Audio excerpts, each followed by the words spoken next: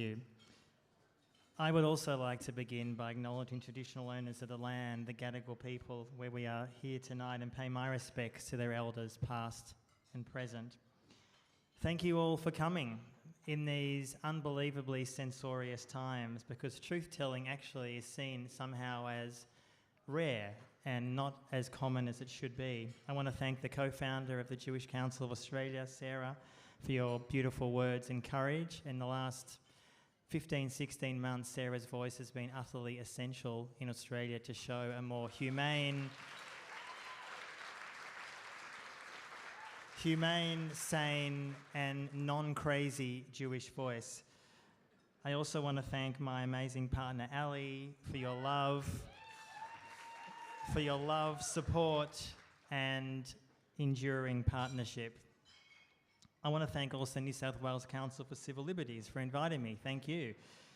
And asking me to deliver this year's keynote address at a time when many institutions in Australia and globally are shying away from controversial subjects, if not banning them outright, worried about offending the easily offended, and pleasing the complicit donors who thrive on maintaining an unsustainable status quo. So here's a thought experiment for you.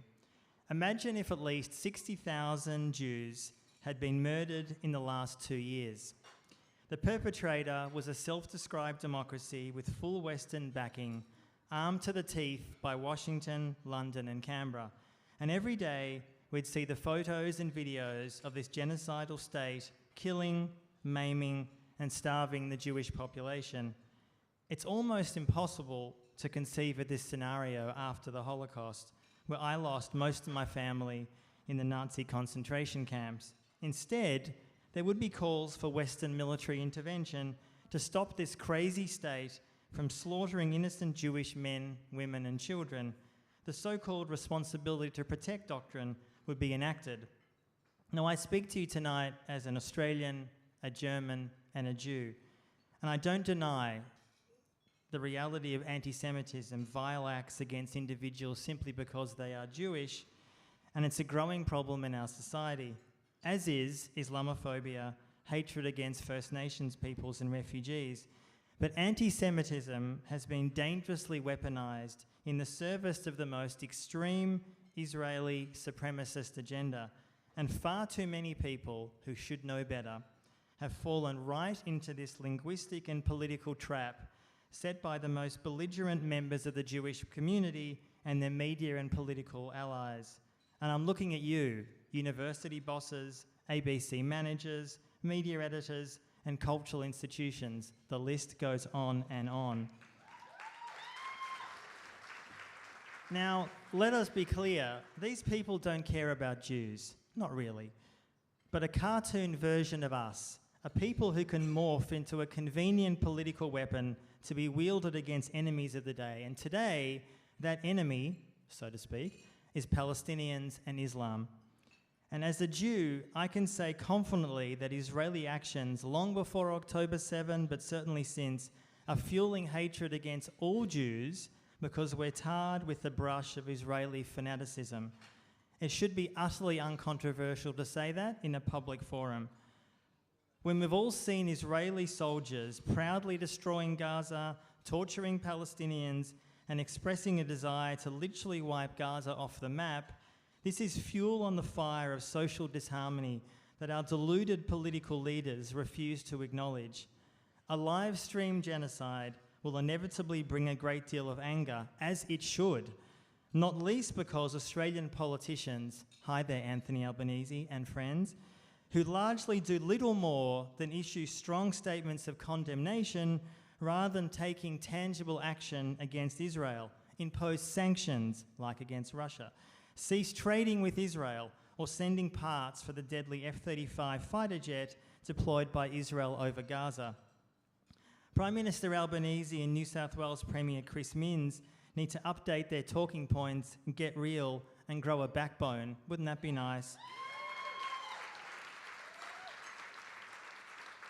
This year has seen a massive acceleration of anti-democratic legislation by the Minns government here in New South Wales, such as anti-hate speech and protest laws. These are allegedly implemented to tackle anti-Semitism and reduce vilification on the basis of race.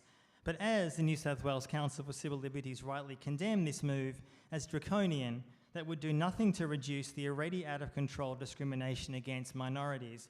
It seems that the New South Wales government, hi Chris Minns, is getting its marching orders from a vocal and unrepresentative extremist pro-Israel lobby, unelected pro-Israel lobby. Now I salute the New South Wales Council for Civil Liberties for having an enviable record on speaking out in defence of free speech, public assembly, and the liberties of those the state or police want to extinguish.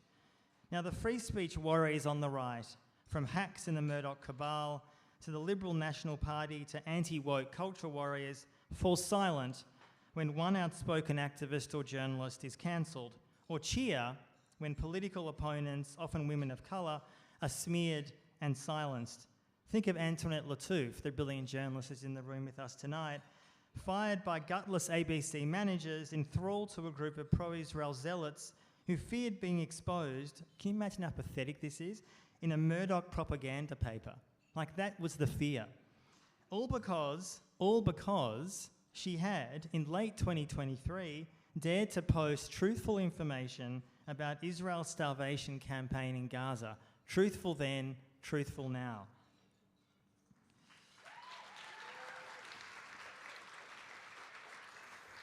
Or Randa Abdel Fattah, a Palestinian woman whose mere existence as a proud Palestinian caused a recent meltdown inside La Trobe University because a secretive group of Jewish academics wrote to them demanding that she be removed from the Bendigo Writers' Festival for baseless claims of so-called anti-Semitism. The result was the almost complete collapse of the literary festival when principled writers followed her in withdrawing after being told to sign a code of conduct that demanded obedience to extremely vague conditions. The code asked speakers to, quote, avoid language or topics that could be considered inflammatory, divisive or disrespectful, end quote. Now, who decides what's inflammatory? Is talking about the rape of Palestinians by Israeli soldiers in Israeli jails divisive? It's certainly true and would undoubtedly upset some people. But that can hardly be the standard on which we create legitimate safe spaces to all views, even those which are deeply upsetting, shocking, and truthful. In a time of genocide in Palestine, growing fascism in the US under Donald Trump, and racist border policies across the European Union, now is the time for difficult conversations, even if that upsets Zionist Jews or fascists.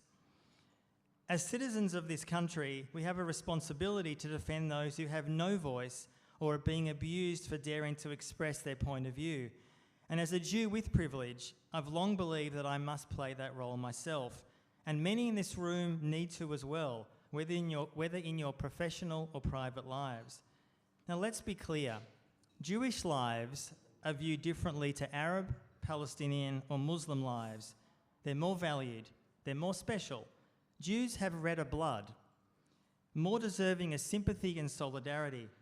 Now, I utter these words with seething anger and sadness. It should not be true, but it clearly is. It should be obvious that all lives are equal, but that's not how many in the mainstream media, political class, and major institutions see it. Now, if at least 60,000 Jews were being obliterated, rest assured we would rightly never hear the end of it from all these apparently civilized people and groups that pride themselves on tolerance and acceptance. Since 7 October 2023 and the horrific Hamas attack on Israel, we've all experienced a nothing less than absurd situation where Jewish lives lost that day are prioritised over the infinitely greater loss of Palestinians in Gaza and the West Bank due to Israel's policy of mass slaughter. Israel has murdered at least 240 Palestinian journalists in Gaza, the deadliest conflict for media workers ever recorded. Now, far too many of my media journalistic colleagues have responded with silence or apathy at this shocking statistics. Why? Racism. Racism is what explains it all the way. I guarantee you, if 240 Ukrainian journalists have been killed because they're white and Catholic, and they deserve to be supported. It'll be a very different outcome. Somehow Palestinian journalists in Gaza, are they telling the truth? That is the implication of the support that they do not receive. And yet the Albanese government and Chris Minns and far too many other craven leaders constantly tell us that, quote, social cohesion is under threat because people are demanding and protesting in the streets against the war in Gaza, daring to call out Israel, and demanding Australia stop selling weapons parts to the Jewish state. Now, in a healthy democracy, peaceful protest is welcomed and supported, and yet in Australia there are growing calls by many in the media, political class and Jewish community to restrict the ability of protesters to legally march for Palestine or any cause they don't like. This must be resisted wholeheartedly. Now, our leaders, so-called leaders, tell us that Jews are offended and paralysed with fear over strident criticisms of Israel, scared of walking down the street, and new laws should be considered to protect them from hurt.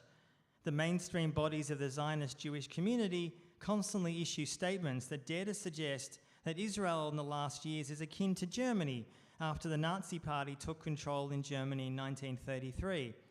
This is nothing less than gaslighting of the highest order and not based on fact or reason. Now, while the Albanese government now alleges that Iran is behind some of the major attacks against Jews in the last 22 months, it's worth questioning both this claim, we've seen literally no evidence for it, and challenge the presumptions behind it. There's been a dangerous and deliberate slippage in the guilty by association allegations against those who dare to speak out in support of universal human rights and against the wholesale evisceration of the Palestinian people. Peaceful protesters who have been marching for close to 2 years are routinely smeared as Hamas supporters aligned with Tehran and useful idiots for terrorism. In the US and UK, peaceful opponents of Israeli activities are tarred, arrested, deported and attacked, while the perpetrators and enablers of this apocalypse are protected. Let me be clear. Physically attacking Jews, Jewish places of worship, or Jewish businesses is unacceptable and illegal. It has no place here or anywhere. And it's certainly increased since October 7, 2023, and must be condemned and fought. But, and there is a but, there's been a dangerous conflation between legitimate opposition to Israeli policies, even its very existence, as no state has a legal right to exist, despite what pro-Israel backers want you to believe, and Jewish identity, much of which is not tied to Israel being an occupying nation. And just so we're clear, Israel maintains the longest occupation in modern times. The backers of Israel, the state that's committing the vast bulk of the violence, are treated with concern and respect. They're given copious amounts of airtime across the media, from the ABC to Murdoch, and rarely seriously challenged on their racism and dehumanisation of Arabs. Now, I grew up in the Jewish community in Melbourne, and my father is here tonight, and I welcome him here. But it saddens me to share how common the disdain for Arabs and Muslims was and still is in that Jewish community. In contrast, if a Palestinian dares to claim that racism against them is ubiquitous amongst Israeli Jews, a statement of fact, they'll be cautioned and likely not get invited back on this media outlet. Can you imagine how a white, pro-apartheid South African would have been viewed in, say, 1984, 10 years before the end of that vile regime?